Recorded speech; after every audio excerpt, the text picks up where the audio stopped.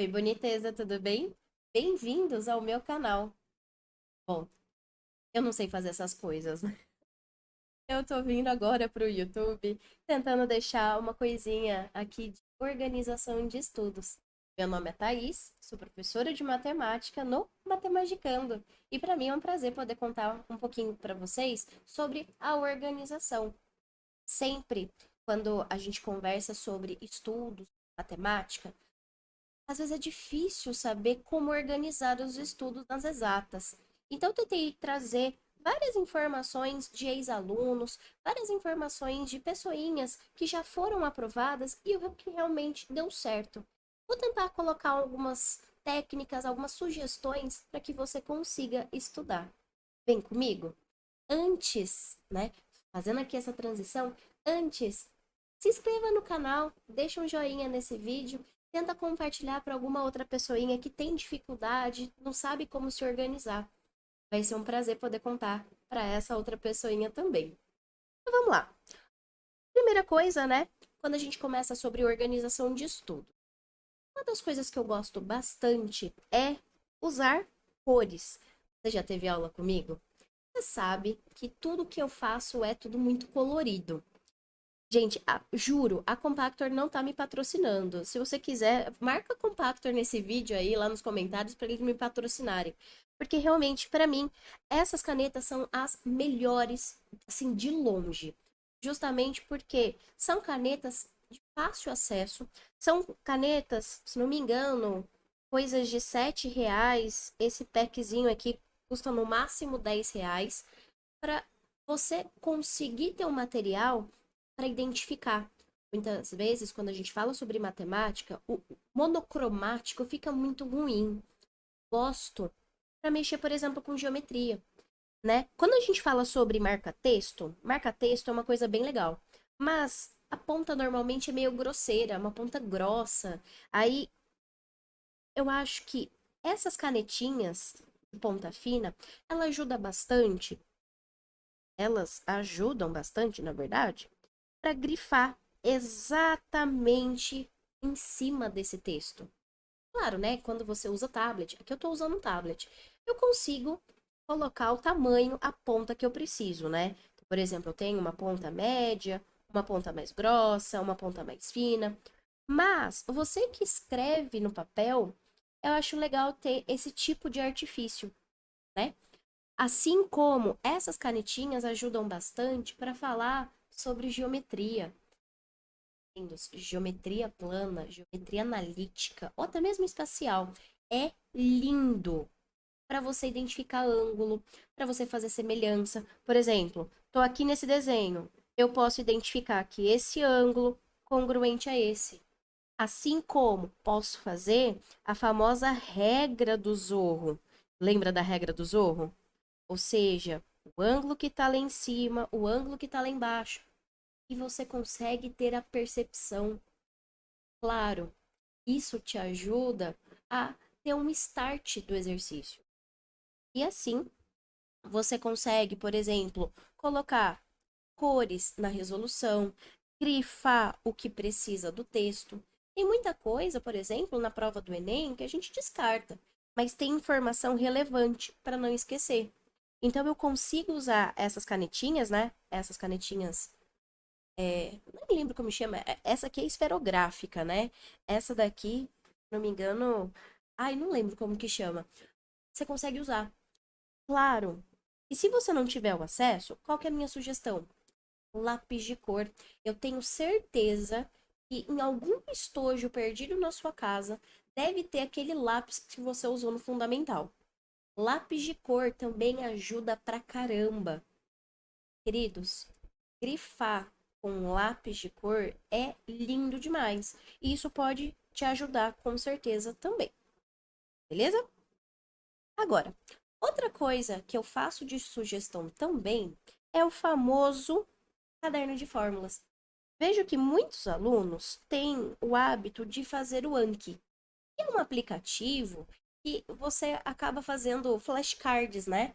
De lembrança de algumas estruturas mais tipo da biologia, da história, da geografia. né? Que você vai decorando algumas coisinhas.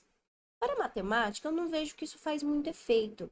Porque fórmula, ok, você vai ter que lembrar, mas você precisa saber também quando aplicar, como aplicar, qual é o modelo clássico de exercício. E aí ficar respondendo Anki, não acho que fica legal. Então, o meu conselho é, sugestão aqui, é um caderno, um quarto. Esse caderno um quarto é um caderno pequenininho que você consegue colocar dentro da sua apostila, dentro da sua pasta. E esse caderno eu gosto sem pauta. Mas, se você quiser com as linhas, não tem problema nenhum. Um dos meus favoritos é esse neon da Tilibra. Gente, Tilibra também não tá me patrocinando, tá? Esse neon aqui da Tilibra, porque são folhas coloridas. Eu gosto de cor. Mas você pode pegar qualquer caderno. Tem aluno, por exemplo, que pega folha sulfite, divide aí pela metade, né, e manda encadernar. Perfeito. Você pode comprar vários blocos de papel sulfite, né? E você consegue colocar cores, separando, por exemplo, em frentes. Ah, eu vou comprar cor amarela, cor rosa, cor verde. E aí você separa em 3 blocos. Perfeito. Isso ajuda bastante na organização desse caderno. Então, o que que representa esse caderno? Vamos ver? Esse caderno vai representar uma coisa para guardar fórmula. Por exemplo, potenciação. Quais são as fórmulas? Quais são as propriedades? PA e PG. Quando usa um, quando usa outro? Como que eu sei identificar? Ou até mesmo, você vai guardar com seu próprio resumo. O que que eu quero dizer? Está assistindo a aula do professor, está assistindo minha aula. Queridos, eu vou te contar do meu jeito, mas você pode usar as suas próprias palavras para fazer esse resumo. Você vai escrever o que você lembra. E quando você escreve com as suas próprias palavras, acaba tendo uma memória visual. Não sei se você já teve isso, mas sabe aquela coisa de eu lembro a cor que eu escrevi, como eu escrevi, o local que eu escrevi. Memória visual, né?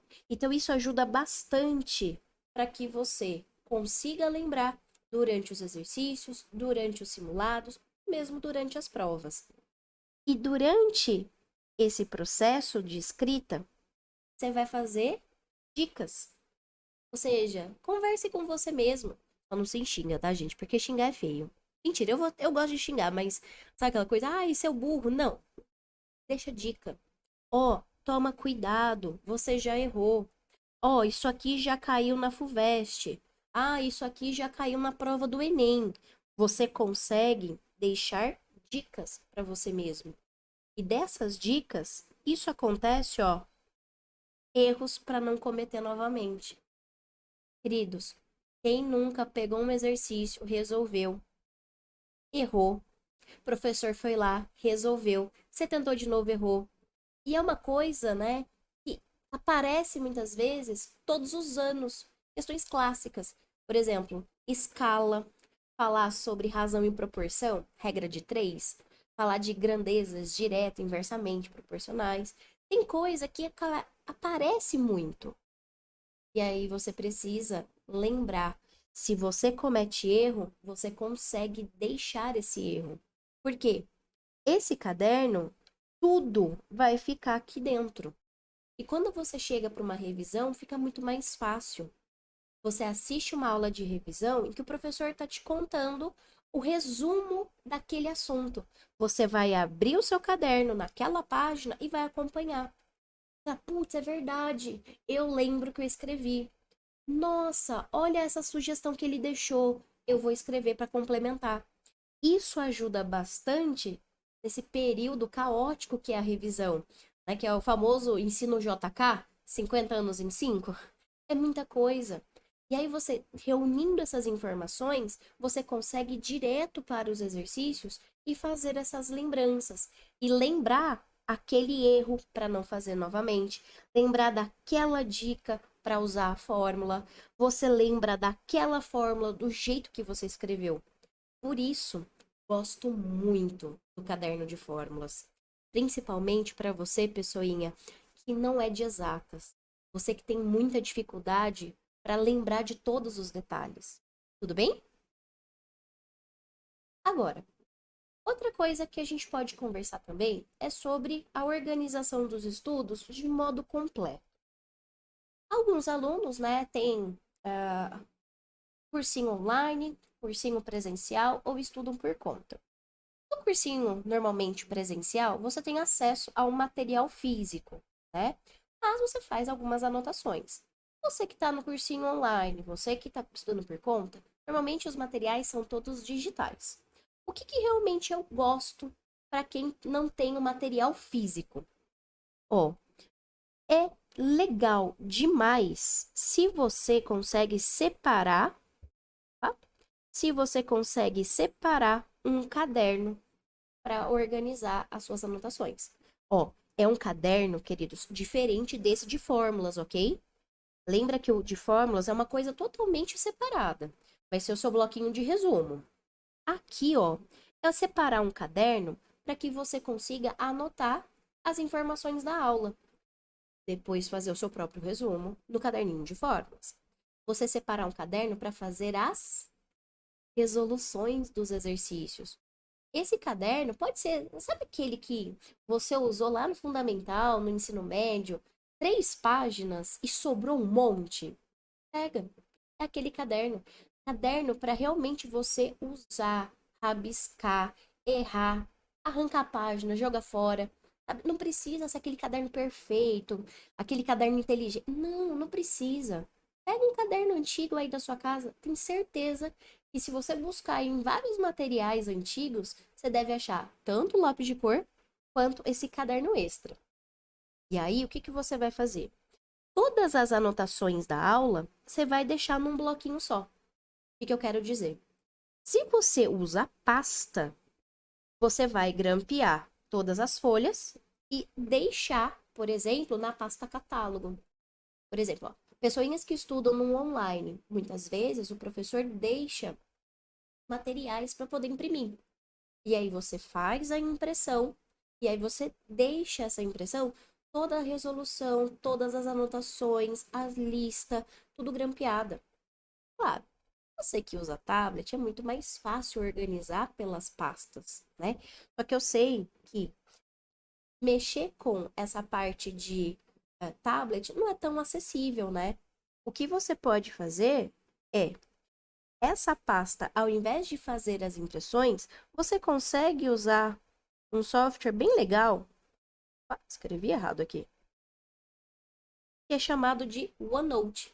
Já ouviu falar? Ele faz parte do pacote da Microsoft, né? Ele é o primo do Word, sabe?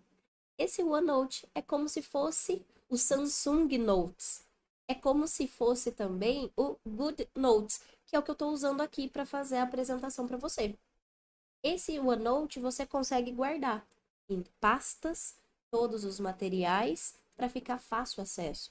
Sabe aquela coisa de tirar um print? Dá uma vontade gigantesca, mas não é fácil porque às vezes não tem um tablet. Faz isso e guarda. Guarda sempre num conjunto, num bloco só, porque fica fácil o acesso àquele material, àquela aula. Vai que em algum momento da sua revisão, algum momento você precisa do acesso. Tudo bem? Agora, se você tem material físico, usa fichário.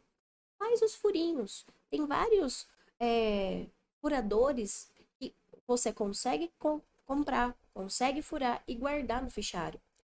Eu confesso que eu não gosto muito do fichário, porque ele fica muito limitado. Matemática, normalmente a gente usa muita folha para resolver, né? Eu prefiro aí, nesse caso, o caderno.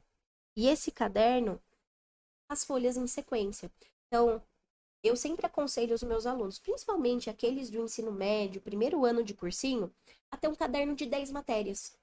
Caderno de 10 matérias somente para matemática. Porque aí você consegue separar nas frentes. Normalmente não é um professor de matemática, né? São vários. E aí você consegue separar 3 matérias para um, 3 matérias para o outro, 3 matérias para o outro. E deixa uma matéria para, sei lá, fazer rabisco, fazer simulado. E aí você faz tudo na sequência. Claro. E nessa sequência, você não precisa resolver os exercícios na ordem, né? Sei lá, tô na lista de exercício. E aí tenho que resolver vários. Ah, eu fui pro primeiro, agora eu quero resolver o 7. Depois eu volto pro 5. Quando isso acontecer, qual a dica? Você vai indicar o número dessa questão com uma caneta chamativa. E às vezes você escreve tudo a lápis, você acaba se perdendo. Por quê? Você vai ter que corrigir esse exercício. Queridos, a parte mais importante do estudo é, além da prática, é você corrigir. É você perceber se está certo ou se está errado. E aí, às vezes, acaba perdendo tempo, né? De, será que eu estou fazendo isso certo? Será onde que está o exercício? Volta e veja, ok? Chama atenção com o número, grifa com marca-texto bem chamativo, e aí você consegue fazer essa correção. Beleza? Outra coisa que eu também faço de sugestão para você. Normalmente isso acontece bastante para as pessoinhas que têm apostila física. Eu vejo que muitos materiais não deixam espaço suficiente para resolver. E aí parece que você fica escrevendo tudo pequenininho, né? Aí você tem que dar um zoom enorme para ver o que foi escrito. Seus lindos, ó, não escreva na lista. Não escreva na apostila. Eu sei que isso às vezes, né, é um pé no saco, mas tenta evitar fazer o exercício na lista. Porque quando você aprende um assunto, você está estudando, você precisa ter espaço. Espaço para colocar as suas ideias. Sei lá, tô num exercício de combinatória. Sei lá, tô em exercício de geometria. Eu preciso fazer construções extras. Eu preciso fazer várias passagens. E quando você faz conta de cabeça, quem nunca errou? Ou pega uma carteira e escreve. Não, escrever na carteira é feio, é muito chato. Porque você tem que depois apagar, ou se você não apaga, tá errado, né? Você tá deixando para uma outra pessoa limpar a sua sujeira. Então você no caderno, você pode rabiscar de qualquer forma. Você consegue colocar as ideias, consegue colocar um diagrama puxando seta, você consegue escrever, traduzir e aí conseguir resolver o exercício. Escrever pequeno não é legal. Agora, você que está no cursinho online, você que estuda por conta própria, eu já pedi o caderno para você. E aí nisso você também consegue organizar esse caderno para resolução. Você pode fazer o caderninho de fórmulas apenas, né, que é acompanhando a aula do seu professor, já fazendo o caderninho de fórmulas. E para você que está lá no segundo, terceiro ano de cursinho, já é uma coisa mais rápida. Depois que você fez esse caderninho de fórmulas junto com a sua aula, você pode ir imediatamente para o seu caderno resolver exercício. E aí você vai na resolução. Sabe aquela coisa de usar o poder do ódio? Putz, eu errei o exercício, sabe? Você escrever forte, você escrever fraquinho. Você usa o seu caderno a seu favor. Claro que em vários momentos da lista você pode sentir dificuldade, você pode sentir dúvidas também. É normal sentir dúvida, porque você está estudando. Na hora que se estuda, você vai construindo conhecimentos, né? E nessa construção, o que que é legal? Imagina que eu tô numa lista lá de função quadrática. Eu fiz alguns, travei nesse. O que que eu posso fazer para me ajudar? Eu te deixo sugestão de 3 passos. Primeiro deles, você pode fazer o quê? Uma leitura atenta. Você pode fazer a tradução de algumas palavras. É muito clássico usar alguns termos técnicos na matemática. Vocês sabem, né? Muitas palavras a gente consegue traduzir. Sei lá, fatore o número. Queridos, o que é fatorar? Fatorar, ó, o sinônimo, é transformar em produto. Então, durante a aula, você vai conseguindo perceber com os professores essas traduções, essas leituras atentas, um jeito de resolver. E aí você vai tentar traduzir frase por frase, interpretando, fazendo os diagramas, tentando traduzir isso para uma linguagem mais acessível. Se ainda assim você ficou com dificuldade, vai para o passo 2. O que é o passo 2? Você vai escrever mais coisas no seu caderno. Você vai tentar ver que passagem que está faltando, qual que é a abstração que você vai ter que usar. Se você, por exemplo, já fez alguma coisa parecida, que aí é entrar no passo 3. Eu tô querendo te dizer. Meus lindos, na matemática, eu sempre tenho a frase que é roubada da química. Na natureza das questões, tudo se copia. Tudo se copia. A FUVEST, que pegou um tipo de exercício parecido com o da Unicamp, que pegou um tipo de exercício parecido com a prova do Enem, que pegou um parecido com a prova da FAMERP. É tudo muito parecido. Então, se não deu certo nem no passo 1, nem no passo 2, veja se o seu professor fez algum exercício parecido. Veja se algum exercício da lista é parecido. Se sim, olha de novo. Caso contrário, aí sim você vai para a resolução. Eu peço encarecidamente que a resolução, quando você olha para esse gabarito, seja de uma forma construtiva. Porque é muito fácil olhar o gabarito completo e falar, ah, beleza, eu entendi. Entendeu mesmo? Tem certeza? Porque é muito fácil falar, putz, nossa, beleza, eu já fiz o exercício, eu vou para o próximo. E aí você tá se enganando, né? Então, quando você for olhar o gabarito, olha um pedacinho. Tipo assim, o gabarito tá aqui, né? Inteiro. Olha esse pedacinho. Ah, agora eu já sei como começa. Não, Thaís, eu vi esse pedacinho, não consegui ainda. Vê mais uma parte. Vê mais uma parte. E aí você tenta fazer. Queridos, a tentativa é a melhor coisa.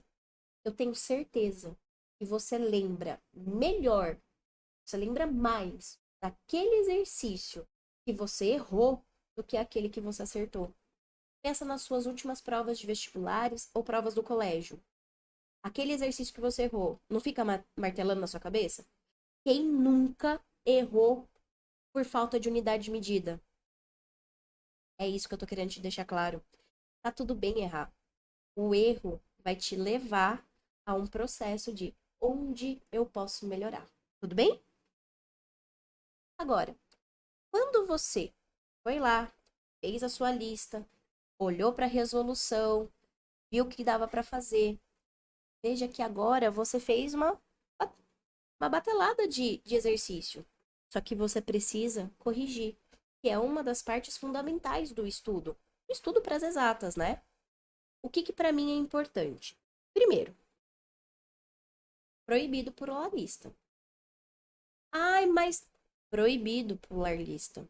Se o seu professor disse que aquele assunto é importante, você tem que resolver.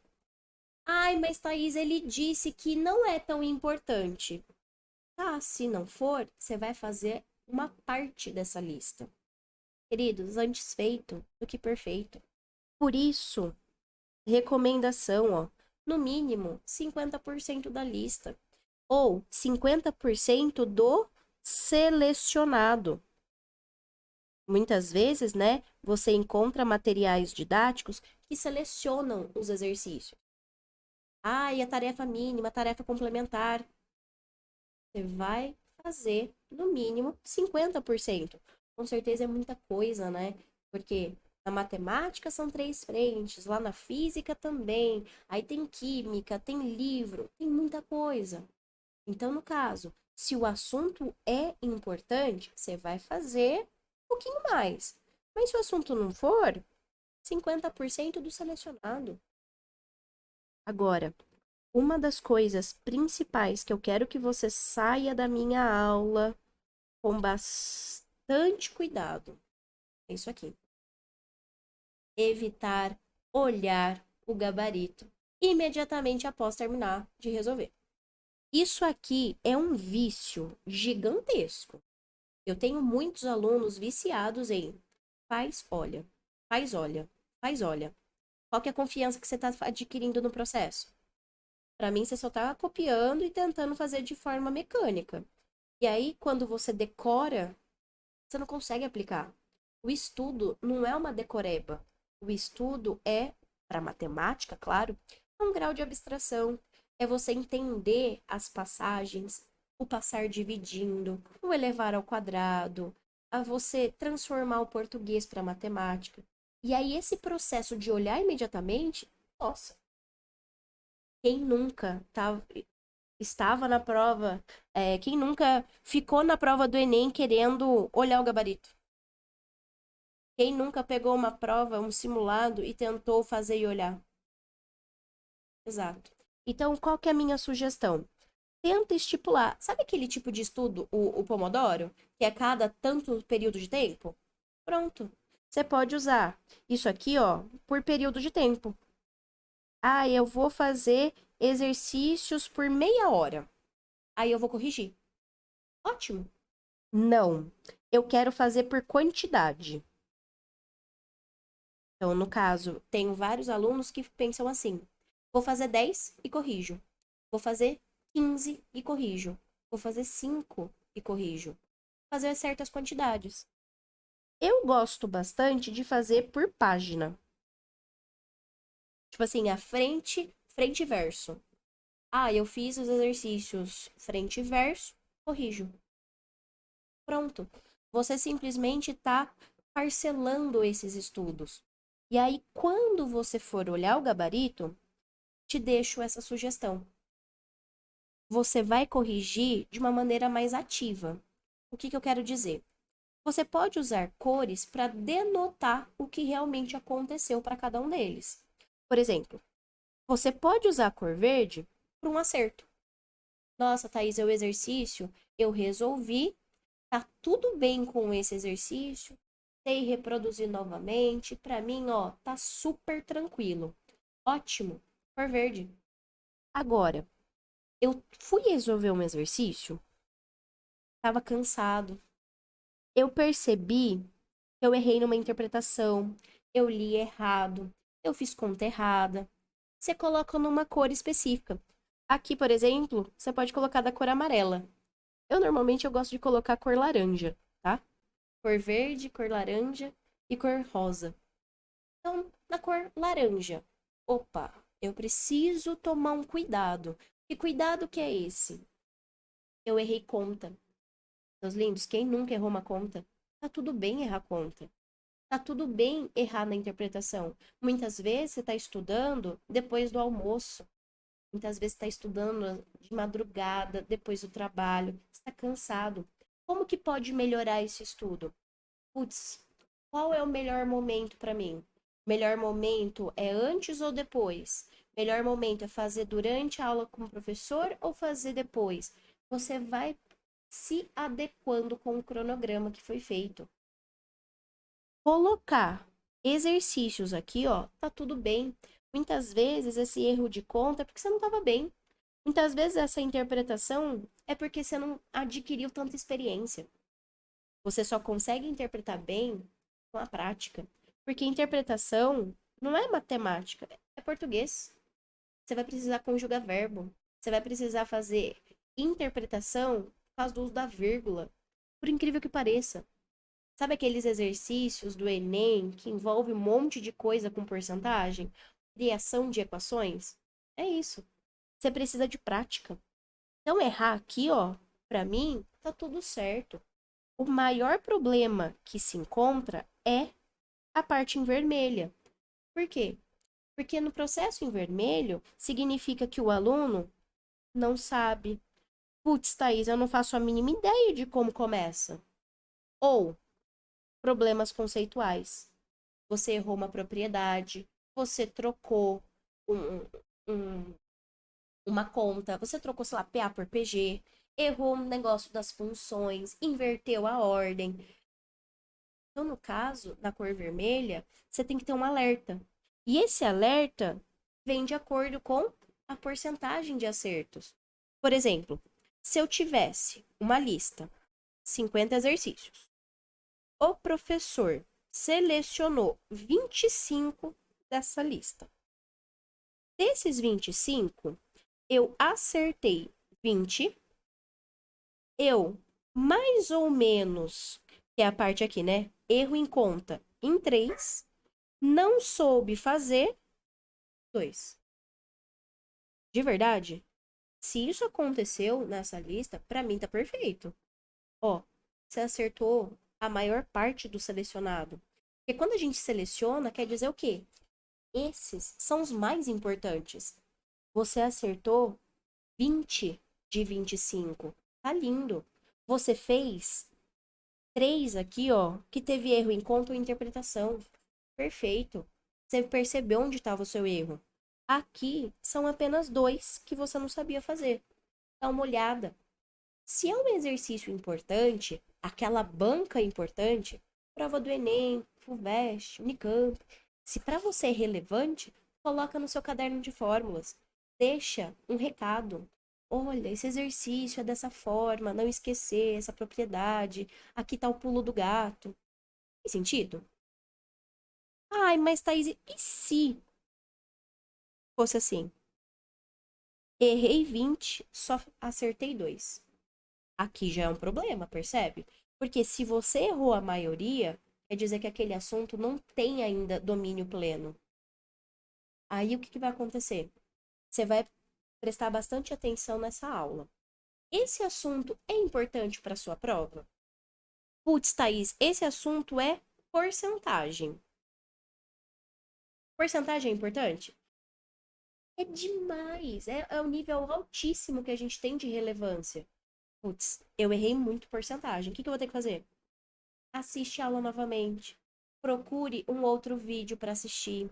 Procure alguma outra, alguns exercícios para praticar junto.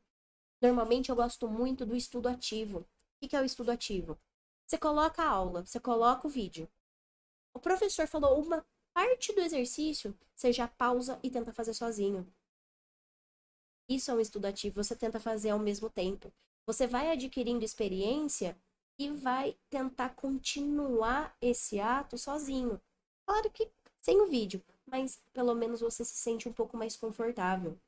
Então, ter isso aqui, você vai ter que voltar para o assunto. Ai, mas Thaís, e se o assunto for baixa relevância? Depende. Depende do seu cronograma, depende do seu atraso. Se cai muito pouco, será que vale a pena voltar? Putz, eu tô há 3 semanas da prova. Não, não vale a pena. Você vai direcionar os estudos com os assuntos mais importantes. Faz sentido? Agora, uma coisa que eu vejo muito, muito com os alunos é: ai, Thaís, você colocou muito exercício na lista. Ai, meu professor colocou muito exercício na lista. É normal você errar quando tá cansado. Quer fazer todos, às vezes não dá tempo. Não dá tempo porque não é só matemática. Se você tá. Aqui eu coloquei candado, né? É cansado.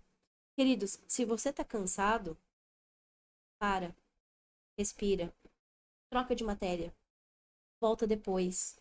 Porque muitos erros acontecem. E aí acaba mexendo com a autoestima, né? Putz, eu presto medicina, eu errei muitos exercícios, nossa, eu nunca vou passar. Não, você só tá cansado. Quando você tá cansado, você nem raciocina direito. Então é o momento de fazer uma troca. Você tá muito cansado lá às 10 horas da noite estudando, e você precisa, porque trabalha o dia todo, faz uma reprogramação.